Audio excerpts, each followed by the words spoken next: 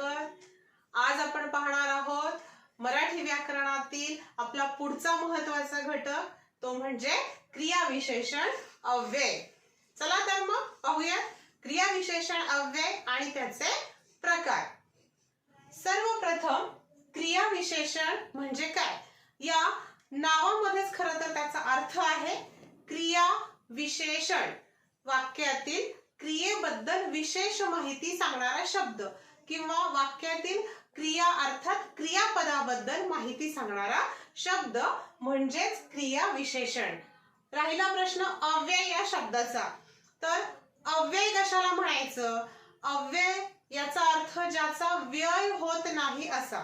मग व्यय होत नाही म्हणजेच काय, तर ज्या शब्दामध्ये त्याच्या लिंग वचन यानुसार कुठलाही बदल होत नाही, वाक्यातील नामाच्या सर्वनामाच्या लिंग वचन बदलानंतरही ज्या शब्दात बदल होत नाही म्हणजेच व्यय होत नाही असा शब्द म्हणजे अव्यय।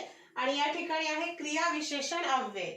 क्रियाविशेषण अव्यय अव्यय का म्हणायचं याची माहिती जर तुम्हाला हवी असेल तर या आधी मराठी व्हिडिओच्या सिरीज मध्ये आम्ही विकारी आणि अविकारी शब्द हा जो व्हिडिओ पोस्ट केला होता तो व्हिडिओ जरूर बघा, म्हणजे अव्यय याबद्दलची तुमची हा जो कन्सेप्ट आहे अव्यय हा आणखी स्पष्ट होईल। तर क्रियाविशेषण अव्यय, क्रियाविशेषणचा अर्थ मी सांगितला।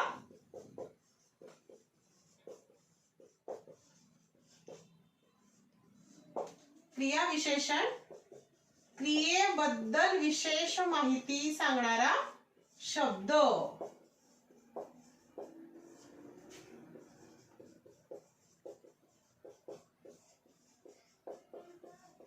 क्रियेविषयी विशेष माहिती सांगणारा शब्द म्हणजे क्रियाविशेषण। त्याचबरोबर अव्यय या शब्दाचा अर्थ सांगितला व्यय न होणारा असा शब्द, म्हणून क्रियाविशेषण अव्यय। क्रियाविशेषण अव्ययाची व्याख्या जर आपल्याला करायची असेल तर ती व्याख्या आपण या शब्दात करू शकतो, वाक्यातील क्रियेविषयी विशेष माहिती सांगणारा शब्द ज्यामध्ये वाक्यातील नाम किंवा सर्वनामाच्या लिंग वचन इत्यादी मध्ये बदल झाल्यास त्या शब्दामध्ये कुठलाही बदल होत नाही असा अव्यय अर्थात क्रियाविशेषण अव्यय। आपण व्याख्या लिहूया। वाक्यातील अव्ययांनाच आपण दुसऱ्या भाषेत सांगायचं तर अविकारी शब्द असं म्हणतो। सो वाक्यातील क्रियापदाविषयी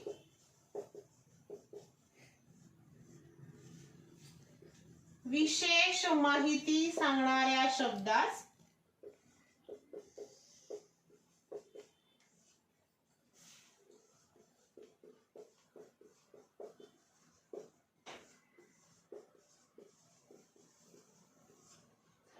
अविकारी शब्दास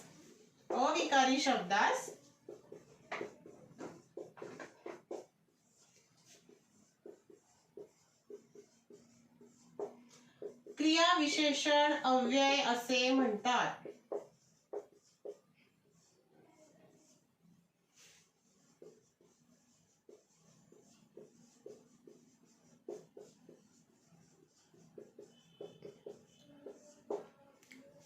विद्यार्थी मित्रांनो, या क्रियाविशेषण अव्ययाचे 4 उपप्रकार पडतात।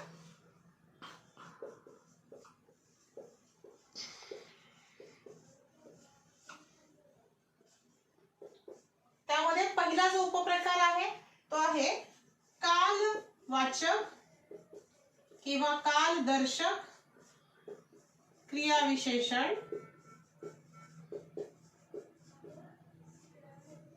दुसरा आहे स्थलवाचक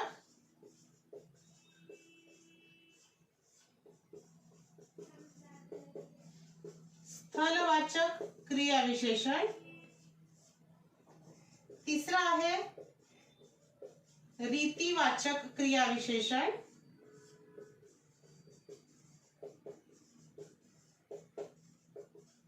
आणि चौथा प्रकार आहे संख्यावाचक किंवा परिमाणवाचक.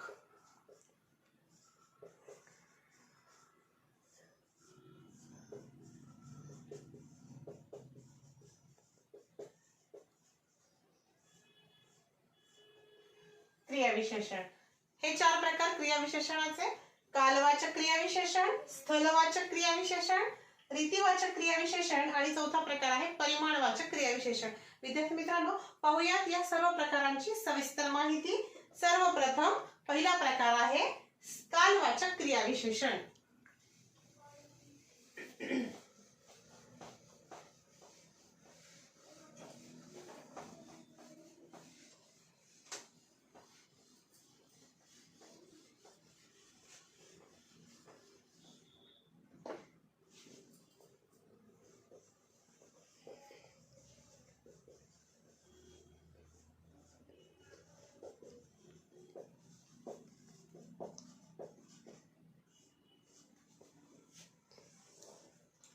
क्रियाविशेषणाचा पहिला प्रकार कालवाचक क्रियाविशेषण.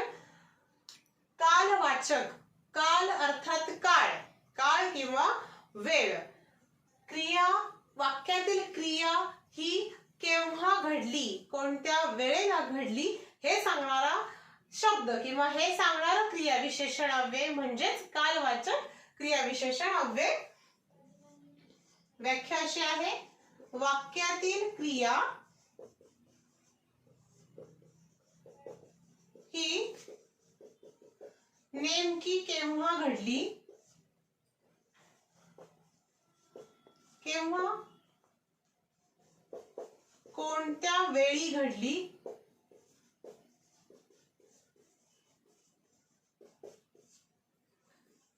हे सांगणारे क्रियाविशेषण अव्यय.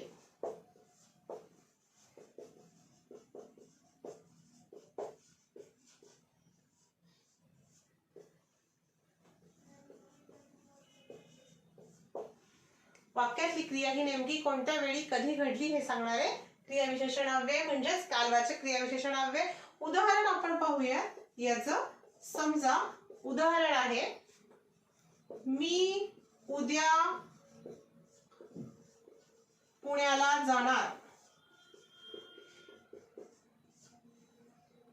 दुसरं एक उदाहरण: कालच मी बाजारात गेले होते.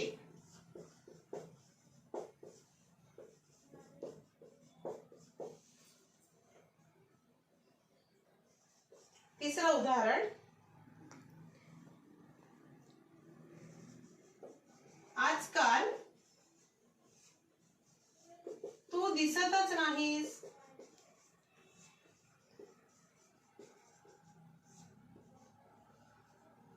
तिन्ही वाक्यांमध्ये आपण आधी पाहूयात क्रिया कोणती आहे, क्रियापद कोणतं आहे. पहिल्या वाक्यामध्ये क्रियापद आहे जाणार. जाणार या क्रियेविषयी किंवा जाणार ही क्रिया कधी घडणार आहे, तर उद्या या शब्दातून आपल्याला ही क्रिया घडण्याची वेळ कळते. त्याचप्रमाणे दुसऱ्या उदाहरणामध्ये गेले होते हे वाक्यातील क्रियापद आहे आणि गेले होते जाण्याची क्रिया केव्हा घडली आहे हे सांगणारा शब्द आहे कालच. तिसऱ्या वाक्यामध्ये आजकाल तू दिसतच नाहीस, दिसण्याची क्रिया आहे आणि ते घडण्याची वेळ किंवा काळ सांगितलेला आहे आजकाल. त्यामुळे या तिन्ही वाक्यांमध्ये उद्या, कालच, आजकाल ही कालवाचक क्रियाविशेषणे आहेत. आणखी कालवाचक क्रियाविशेषणांची उदाहरणं आपण सांगू शकतो. आणखी उदाहरणं आहेत सध्या, आज, परवा, संध्याकाळी, सकाळी, कधी कधी, वारंवार या पद्धतीने. ही झाली कालवाचक क्रियाविशेषणाची उदाहरणे. यानंतर क्रियाविशेषणाचा दुसरा महत्त्वाचा प्रकार आहे तो म्हणजे स्थलवाचक क्रियाविशेषण.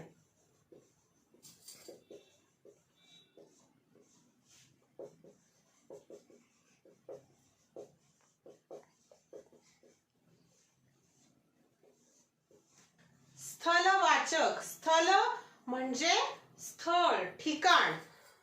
वाक्यातील क्रिया ही नेमकी कोणत्या ठिकाणी घडली आहे हे सांगणारा शब्द म्हणजे स्थलवाचक क्रियाविशेषण. वाक्यात क्रिया घडलेली आहे, कुठे घडली नेमकी हे ज्या शब्दातून आपल्याला कळतं तो शब्द म्हणजे वाक्यातील स्थलवाचक क्रियाविशेषण अव्यय. व्याख्या आपण लिहूया. वाक्यातील क्रिया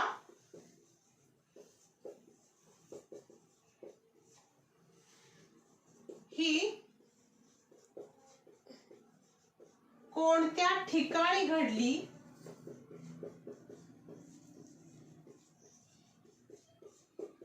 कोठे घडली हे सांगणारा शब्द म्हणजेच स्थलवाचक क्रियाविशेषण अव्यय होय.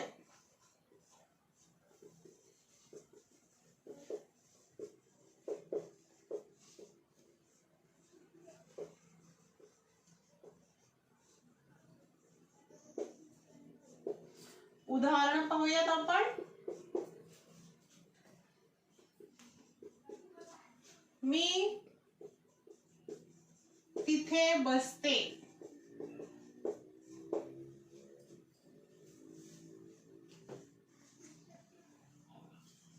सर्वत्र खूपच थंडी आहे.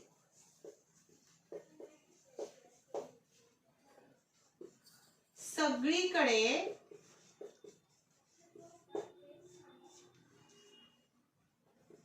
पाऊस आहे.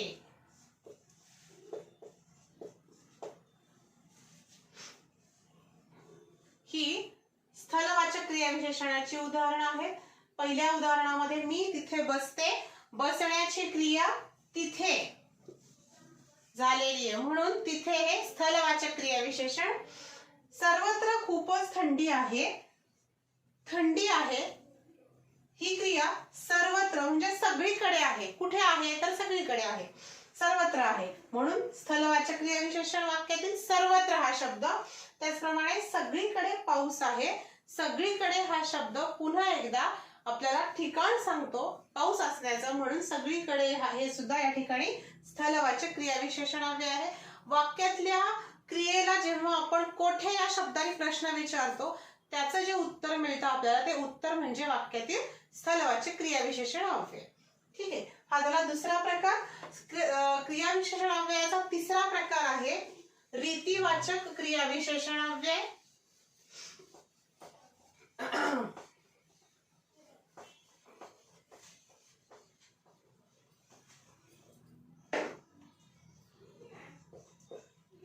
रीतिवाचक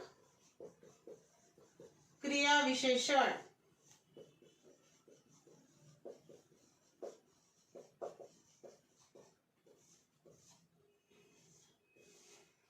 रीतिवाचक. रीती, रीत या शब्दाचा अर्थ होतो पद्धत.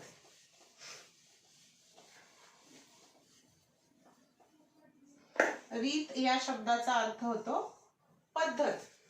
वाक्यातील क्रिया ही कोणत्या पद्धतीने किंवा कशा रीतीने घडली हे सांगणारे क्रियाविशेषण अव्यय म्हणजे रीतिवाचक क्रियाविशेषण अव्यय. वाक्यातील क्रिया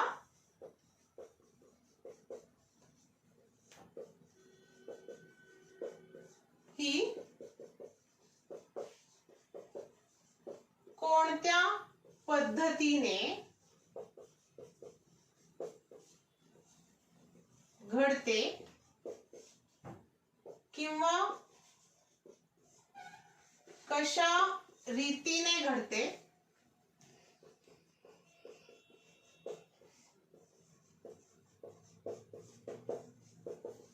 हे सांगणारे क्रियाविशेषण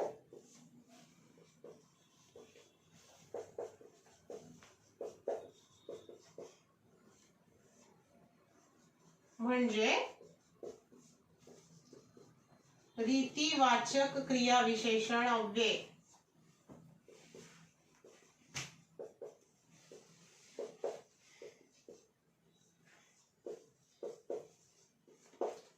रीतिवाचक क्रियाविशेषणाची उदाहरणं आपण पाहूया.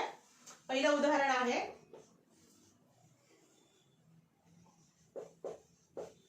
घोडा वेगाने धावतो.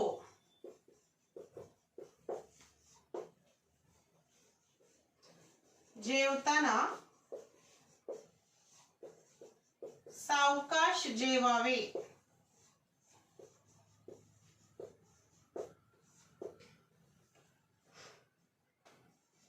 तिसरं उदाहरण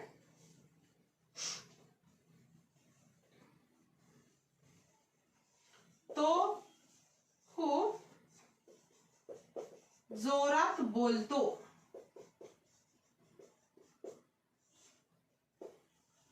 या तिन्ही उदाहरणांमध्ये पहिल्या वाक्यामध्ये धावतो, धावण्याची क्रिया कशा पद्धतीने होते तर वेगाने होते. घोडा वेगाने धावतो. घोडा कसा धावतो? वेगाने धावतो. त्यानंतर दुसऱ्या उदाहरणात जेवताना सावकाश जेवावे. जेवताना कसे जेवावे? सावकाश जेवावे. आणि तिसऱ्या उदाहरणामध्ये तो खूप जोरात बोलतो. तो कसा बोलतो? जोरात बोलतो. क्रियापदाबद्दल ते क्रियापद किंवा ती क्रिया कशा रीतीने घडली हे आपल्याला या शब्दांमधून कळतं. म्हणून या उदाहरणांमध्ये वेगाने, सावकाश, जोरात हे तीनही रीतिवाचक क्रियाविशेषणाची उदाहरणे आहेत. यानंतर क्रियाविशेषणाचा चौथा आणि शेवटचा प्रकार आहे परिमाणवाचक क्रियाविशेषण अव्यय.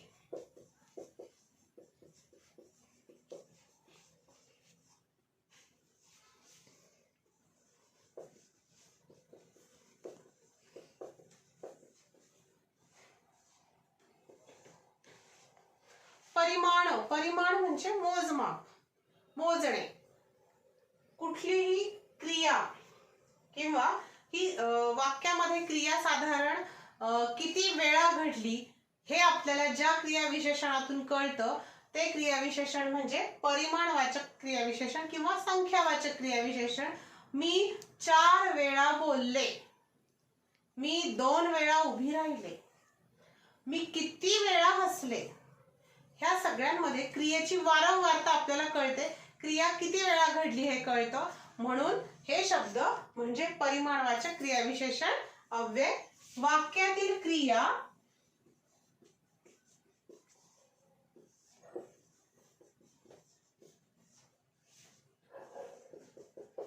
ही किती वेळा घडली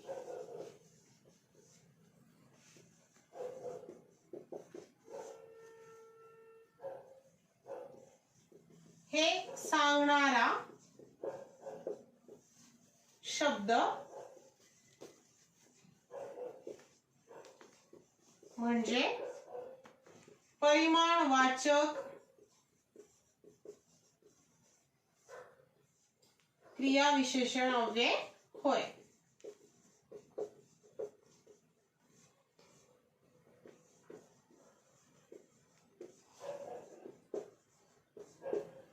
अव्यय होय. उदाहरण पाहूया. मी तुला कित्येकदा बजावले.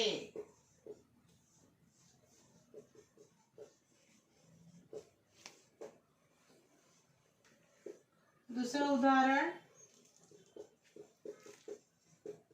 तो हे 4 वेळा बोलून गेला.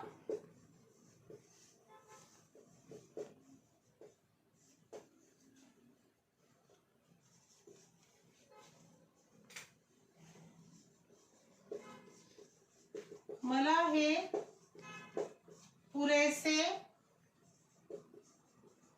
वाटत नाही. या उदाहरणांमध्ये पहिल्या वाक्यात बजावले, बजावण्याची क्रिया किती वेळा झाली? कित्येकदा झाली. त्याचप्रमाणे दुसऱ्या वाक्यात तो हे 4 वेळा बोलून गेला. किती वेळा बोलून गेला? 4 वेळा बोलून गेला. आणि मला हे पुरेसे वाटत नाही. किती पुरेसे वाटत नाही? किती मला एवढे पुरेसे वाटत नाही. किती पुरेसे वाटत नाही? एवढे पुरेसे वाटत नाही. म्हणून या तिन्ही उदाहरणांमध्ये कित्येकदा, 4 वेळा, एवढे ही झाली परिमाणवाचक क्रियाविशेषण अव्ययांची उदाहरणे. विद्यार्थी मित्रांनो, हे चारही क्रियाविशेषण अव्ययांचे जे प्रकार आहेत ते ओळखण्यासाठी एक छोटीशी तुम्हाला मी छोटासा एक क्लू देते, तो तुम्ही लक्षात ठेवा.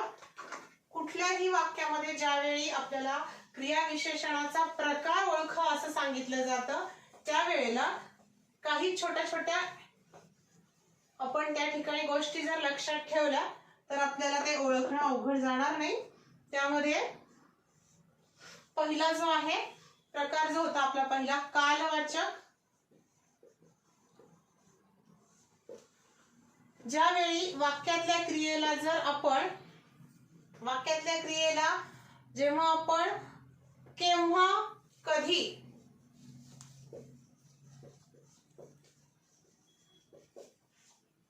हे प्रश्न आपण विचारतो तेव्हा मिळणारं जे उत्तर आहे ते उत्तर म्हणजे आपलं कालवाचक क्रियाविशेषण अव्यय असतं. वाक्यातल्या क्रियेला जेव्हा तुम्ही कोठे या शब्दाने प्रश्न विचाराल त्यावेळी जे तुम्हाला उत्तर मिळेल ते उत्तर म्हणजे स्थलवाचक क्रियाविशेषण अव्यय. वाक्यातल्या क्रियेला कसे असा प्रश्न जर तुम्ही विचारला तर जे उत्तर तुम्हाला मिळेल ते उत्तर म्हणजे रीतिवाचक क्रियाविशेषण अव्यय. आणि वाक्यातल्या क्रियेला जेव्हा आपण किती वेळा किंवा किती हा प्रश्न आपण जेव्हा विचारू, किती वेळा या प्रश्नाचं उत्तर ज्या शब्दातून तुम्हाला मिळेल तो शब्द म्हणजे परिमाणवाचक क्रियाविशेषण. अगदी छोट्या छोट्या टिप्स आहेत या लक्षात ठेवा. केव्हा कधीने प्रश्न विचारला जर उत्तर मिळालं तर ते असेल कालवाचक. क्रियापदाला हे प्रश्न विचारायचे आपल्याला. कोठे हा प्रश्न विचारला मिळणारं उत्तर स्थलवाचक असेल. कशा पद्धतीने हा प्रश्न क्रियापदाला विचारा मिळणारं उत्तर रीतिवाचक असेल.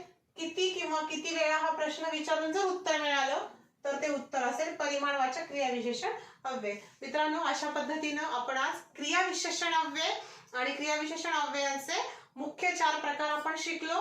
कालवाचक क्रिया कधी घडली, त्यानंतर स्थलवाचक क्रिया कोठे घडली, रीतिवाचक क्रिया कशी घडली आणि परिमाणवाचक क्रिया किती वेळा घडली हे सांगणारे सर्व शब्द क्रियाविशेषण अव्यय. विद्यार्थी मित्रांनो, आजचा हा व्हिडिओ तुम्हाला कसा वाटला आम्हाला नक्की आमच्या कमेंट्स सेक्शन मध्ये कमेंट्स करून कळवा. आणि हो, यापुढेही असे व्हिडिओ तुम्हाला पाहायचे असतील तर आमच्या चॅनलला नक्की सबस्क्राईब करा. तुम्हाला नवनवीन व्हिडिओज येत राहतील. आम्ही मराठी व्हिडिओची सिरीज पण सुरू केलेली आहे. त्याचबरोबर आमचे इंग्लिश ग्रामरचे व्हिडिओज पण सुरूच आहेत. सो तोपर्यंत येणारे व्हिडिओज पाहण्यासाठी आजच, जर केलं नसेल तर आजच सबस्क्राईब करा स्कॉलरली एनहान्स द लर्निंग ह्या चॅनलला. आणि तोपर्यंत स्कॉलरली सोबत रहा.